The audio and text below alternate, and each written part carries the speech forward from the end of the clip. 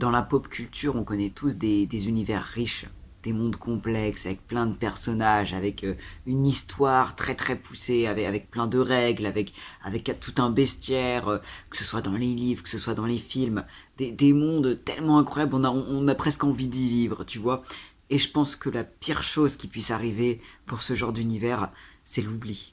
C'est que tout ce qui a été construit, c'est que toute l'histoire qui soit faite autour de cet univers tombe dans l'oubli, que plus personne ne le lise et que les lecteurs s'en lassent et l'oublient aussi, que tous les langages, que tous les personnages, que toutes les actions, que tout le scénario tombe dans l'oubli, que plus personne ne s'en souvienne, alors même qu'il a été construit de façon si passionnée. C'est vraiment je pense que c'est la pire chose pour un auteur. Il y en a un qui a marqué mon enfance. Littéralement, je dis pas ça, on dit souvent, ouais, ça a marqué mon enfance. Le monde dont je vais parler, c'est vraiment inextricablement lié à mon enfance. Je peux pas évoquer mes 10 premières années de vie sans parler de ce monde. Ça faisait longtemps que je voulais faire une vidéo dessus. Il faut que je vous parle de Bouakie.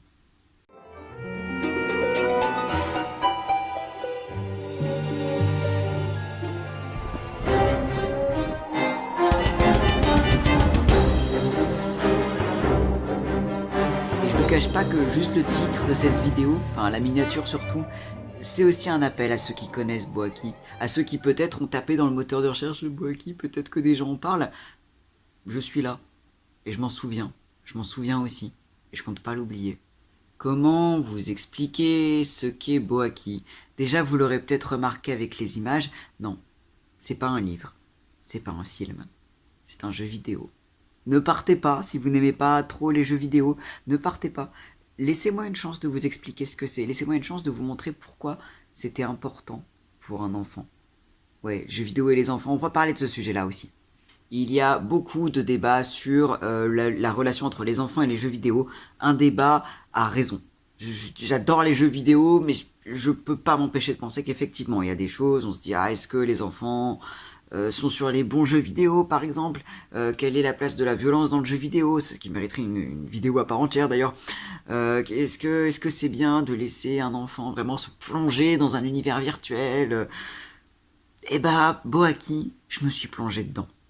Comme des gens se sont plongés dans le Seigneur des Anneaux, ou Harry Potter, ou le Monde émergé, ou les Royaumes de Feu, ou je ne sais quoi. C'est un univers dans lequel je me plongeais vraiment. C'était ma deuxième vie à l'époque. Il est temps de vous raconter un petit peu de quoi ça parle, parce que vous êtes en train de vous dire, oui, on a compris, Bouakie, c'est quoi du coup? Bouakie, c'est une planète. Enfin, c'est une planète, c'est une constellation de planètes, d'où tous les habitants sont partis. Les habitants qui étaient nombreux, il y avait plusieurs espèces dans Bouakie, les Kidéos, les Manimak, les Kipulkai, il y avait les Pidéos, il y avait les Kipogo, il y avait vraiment, vraiment plein de monde. Une nuit, ils sont tous partis, ils sont tous disparus. Et les terriens sont arrivés, des jeunes terriens, qu'on appelle des Kitoy en boakien, nous. On parcourt les mondes de Bouakie, qui sont globalement vides, il n'y a plus de Boakiens, mais ils sont toujours là quelque part en fait. Il y en a certains qui sont restés, on ne sait pas pourquoi. Il y a tout qui est laissé en plan. On entre dans leur maison, on dirait qu'ils étaient encore là il y a quelques heures à peine. On voit les animaux qu'ils ont laissés derrière eux, les constructions qu'ils ont laissées derrière eux, et les messages, surtout les messages. Pourquoi est-ce qu'ils sont partis? Pourquoi est-ce qu'ils sont partis d'un coup? Pourquoi certains n'ont pas pu s'échapper? Et à mesure qu'on décrypte tous ces messages, on comprend qu'il y a une énorme catastrophe. On comprend qu'il s'est passé quelque chose. On comprend que ce peuple, qui n'est plus là aujourd'hui, avait toute une histoire très très importante et très très complexe que nous, les Kitoy, avons le devoir de déchiffrer. C'est un jeu basé sur l'exploration. Déjà un univers très sympa. Alors très sympa, je vais m'arrêter un moment sur les graphismes. Ils étaient très bien en 2007. Je vous assure qu'en 2007, ils étaient très bien. C'est vrai que quand on regarde maintenant, ça pique les yeux. C'est-à-dire que, bon, la tronche des personnages, moi je suis habitué, donc ça va, mais c'est vrai que quand on connaît pas, on se dit qu'est-ce que c'est que cette horreur. Je suis d'accord que la maniabilité du personnage, rien qu'en y repensant, on était à peu près aussi souple qu'un chalutier, donc c'était vraiment pas simple. Mais il y avait une patte. Ah, ça on peut pas l'enlever, il y avait une patte graphique. Bref, c'était un jeu basé sur l'exploration. Le monde de Bouakie était très riche, avec beaucoup de terres différentes, beaucoup de territoires différents, beaucoup d'espèces différentes, comme je vous l'ai dit. Chacune des espèces que j'ai citées, les Manimak, les Kipulkai et tout le reste, ils avaient chacun leur code, ils avaient chacun leur apparence déjà, qui était très poussée. Ils avaient chacun leur caractère, et surtout leur histoire. À mesure qu'on explore, à mesure qu'on comprend ce qui se passe dans Boaki, on comprend l'histoire, la légende, la fameuse légende. Boaki, c'est des siècles d'histoire. Une histoire d'une école un peu perdue, de 3 masques magiques volés qui ont été construits dans des raisons très particulières, d'un méchant coincé dans un bloc de glace qui finit par se libérer, de 5 enfants qui sont considérés comme impurs et qui doivent se battre et chercher notre aide pour être libérés. Je pourrais continuer comme ça encore très longtemps. L'union d'un Kideo avec une Kitoi qui a fondé d'ailleurs la légende des 5 enfants impurs, mais ça c'est encore autre chose. Tellement de choses. C'est vraiment un univers.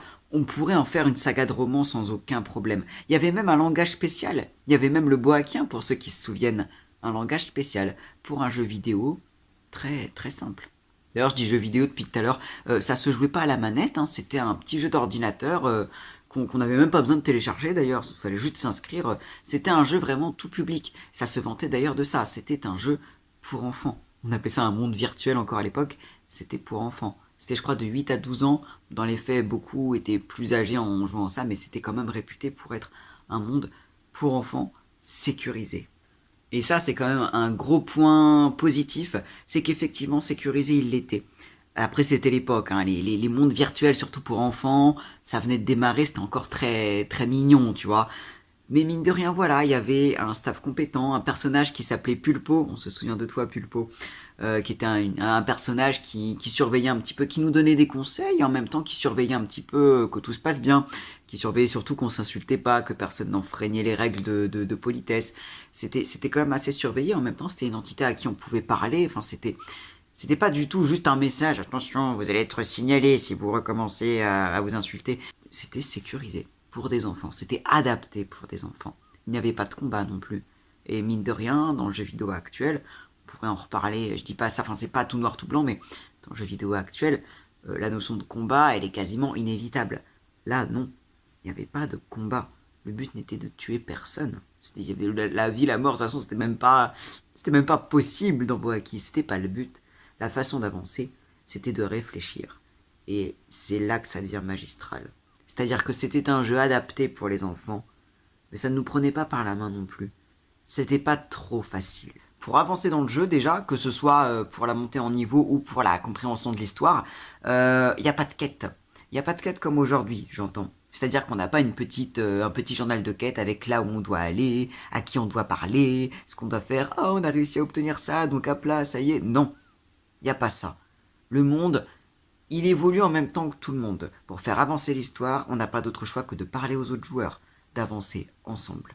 Les personnages de la légende, Kideo, Tupao, Pogo, pour ne citer que les plus connus, sont vraiment dans le jeu, incarnés par des membres de l'équipe, j'imagine des membres de l'équipe Geekcom Multimédia.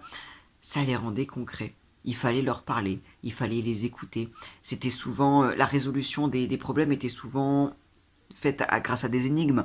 Il fallait souvent résoudre des énigmes qui parfois étaient très compliquées, qui parfois prenaient plusieurs semaines, qui souvent nécessitaient plusieurs joueurs en même temps. Enfin bref, il s'agissait pas juste de spammer une touche ou de cliquer sur un point pour oh, ça y est, on a gagné. Non, c'est pas une question de gagner ou de perdre. Il fallait réfléchir. Alors que le jeu était pour des enfants d'une dizaine d'années. Mais même un enfant d'une dizaine d'années peut réfléchir. La montée en niveau, c'est pareil. On montait en niveau en gagnant ce qu'on appelait des étoiles. Des étoiles qu'on pouvait récupérer soit dans des lieux particuliers, des lieux stratégiques qu'il fallait trouver, soit en accomplissant certains jeux, certaines activités qui étaient des énigmes aussi, hein, concrètement. Il fallait essayer de comprendre. Mais c'était quelque chose qui faisait beaucoup marcher la déduction. On arrive dans une salle, on voit ce qu'on a sous les yeux. Ok, on a ça, on a ça. Qu'est-ce que je peux faire? Tiens, je peux bouger ça. Je peux appuyer là. Ça a l'air de faire ça, mais ça fait rien d'autre. Qu'est-ce que le jeu veut que je fasse? C'était très très réfléchi, mine de rien. Quand on accomplissait les épreuves pour les plus hauts niveaux, je pense surtout au lagon du bloqueux qui m'a vraiment marqué, on se sentait fier d'avoir réussi. Surtout quand on réussissait à trouver tout seul. C'est pour ça que le lagon du bloqueux, dernière étoile de la lignée des Manimac, je l'ai trouvé tout seul et j'étais très fier parce que j'ai compris tout seul en déduisant, en observant, en testant. J'ai compris tout seul comment arriver jusqu'à l'étoile. Et c'est ça, un bon jeu vidéo aussi. C'est le sentiment d'accomplissement. Aujourd'hui, les jeux pour enfants sont quand même très faciles pour la plupart. Enfin, ok, tu t'adresses à des enfants, mais tu leur apportes rien si c'est trop facile. C'est aussi ça qui est intéressant. dans le fait de ne pas avoir de journal de quête. L'histoire, elle se faisait pas en solo. C'était un jeu énormément porté sur la solidarité, sur l'entraide. Il y avait plusieurs étoiles qui nécessitaient plusieurs joueurs à la fois pour les obtenir. Alors on parlait aux autres, on disait hey, est-ce que quelqu'un peut m'aider pour l'étoile du labyrinthe? L'étoile du labyrinthe, on s'en souvient, hein, n'est-ce pas? Mais ça servait à ça aussi. Il n'y avait pas un personnage principal, on faisait pas tous nos quêtes de nos côtés. On était tous ensemble, on s'entraidait, et ça faisait une communauté extrêmement soudée, que je ne retrouve pas dans d'autres jeux actuels, que ce soit pour enfants ou pas. J'arrivais sur Boaki, je connaissais tout le monde.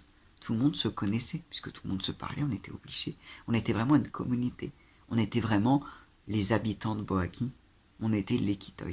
On avait une solidarité qui était quand même légendaire entre Kitoi. C'était vraiment notre deuxième vie, notre deuxième maison. C'est pour ça que c'était plus qu'un jeu vidéo. C'est que c'était pas juste un scénario qui se déroulait uniquement pour nous. C'était un monde dans lequel on était tous entrés et qu'on résolvait tous à la fois. C'était, je sais pas si j'arrive bien à l'expliquer, mais c'est quelque chose quand même de très particulier. Un jeu vidéo, c'est normal de fasciner autant quand il est bien fait.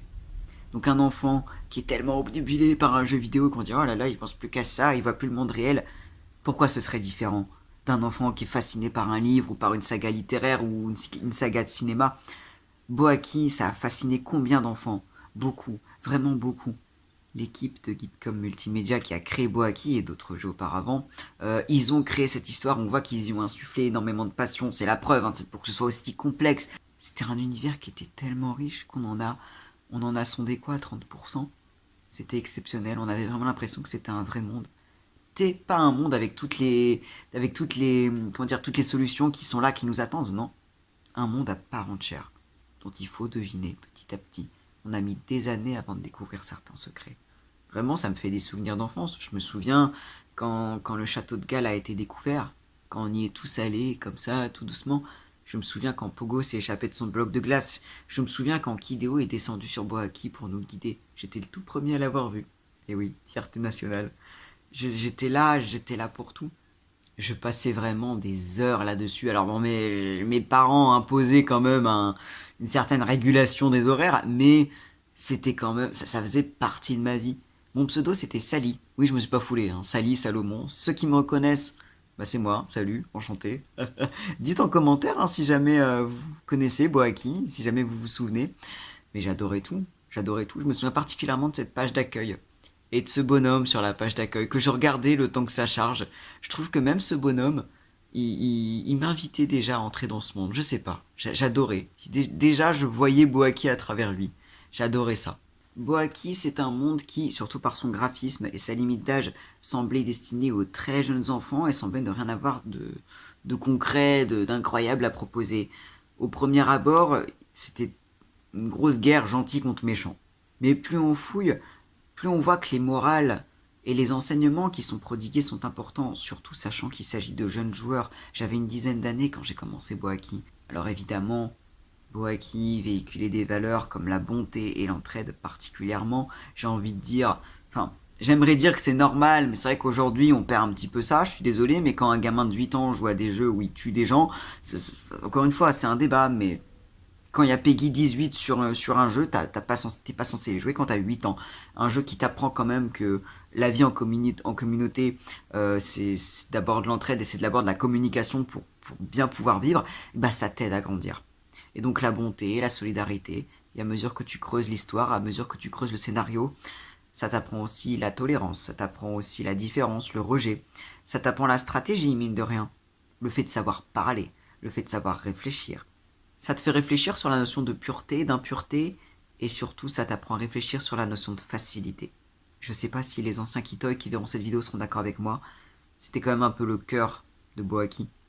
Je pourrais parler de Boaki pendant des heures, je pourrais faire facilement plus d'une dizaine de vidéos là-dessus, sur chaque aspect, tellement c'est un univers riche, mais d'autres l'ont fait avant moi. Alors des vidéos de l'époque, il y en a, parce qu'on était une communauté très active, mais bon, c'était début 2010, les vidéos n'étaient pas en très bonne qualité, on savait pas très bien comment faire, donc vous avez des traces, vous avez notamment des bandes annonces, mais rien d'incroyable. En revanche, on avait énormément de blogs. C'était la période des blogs, hein, de toute façon les années 2010, hein, surtout cette partie-là. On était je ne sais combien de Kitoy à faire des blogs où raconter nos aventures, ou expliquer des choses aux joueurs. C'était un scandale. J'ai un blog qui est toujours actif, je crois, non? Ça s'appelait le Tout Boakien, et le nombre de fautes d'orthographe par page, mais c'est une catastrophe. Cette personne est devenue prof de français aujourd'hui, sachez-le. Comme quoi tout est possible finalement. Mais c'est important d'avoir encore ces traces-là, c'est doublement important parce qu'aujourd'hui, et depuis un certain temps, depuis 2016 ou 2017 je crois, Boaki est fermé. Ça faisait un moment déjà qu'on s'en doutait.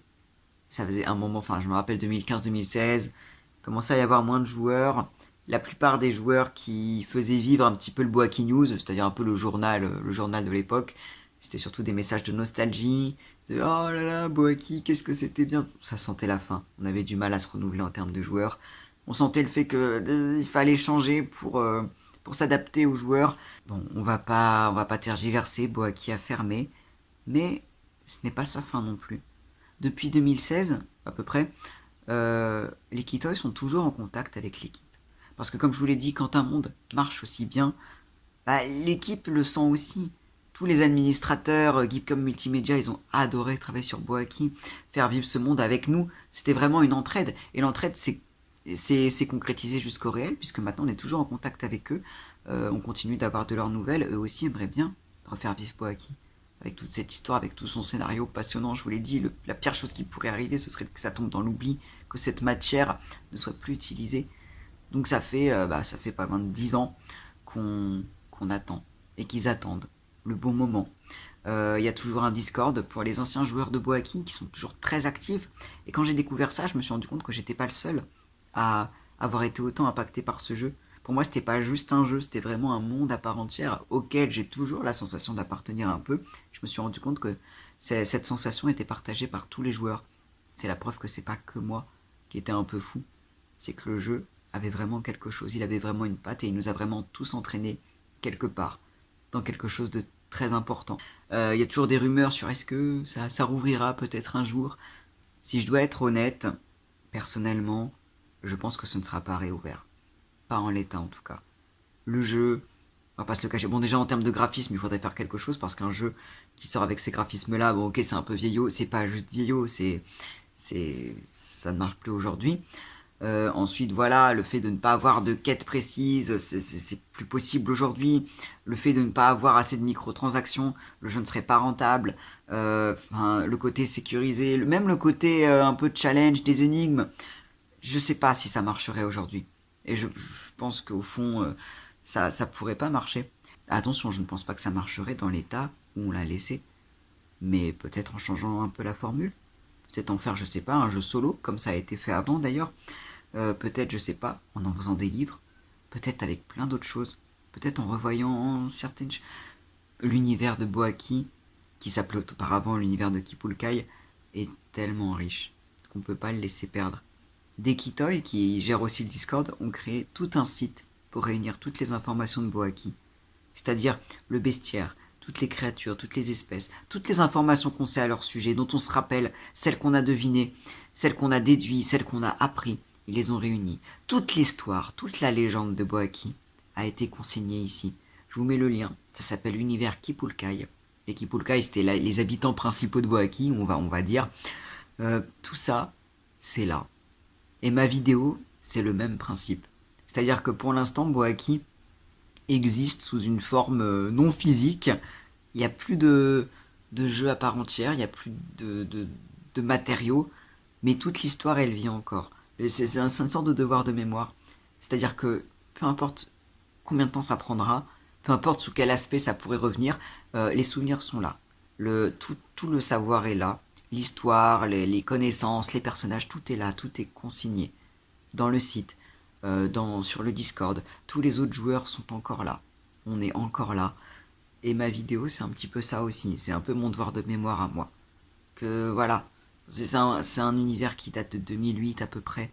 Il y avait peu de traces à l'époque. On peut retrouver encore quelques vieux articles jeuxvideo.com, mais qui sont tellement vieux. Il faut continuer d'entretenir cette mémoire. Il faut continuer de rassembler ceux qui ont cette mémoire, avec des vidéos, avec des sites internet, avec tout ça pour éviter que ça tombe dans l'oubli. Boaki, c'était quelque chose de précieux, qui n'a pas eu d'équivalent, à mes yeux, depuis.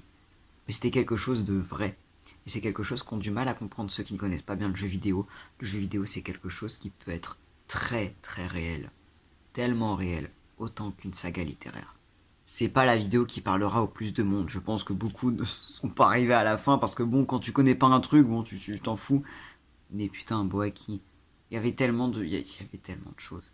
Je vous mets dans la barre d'infos le site Univers Kipulkai si vous voulez vous renseigner.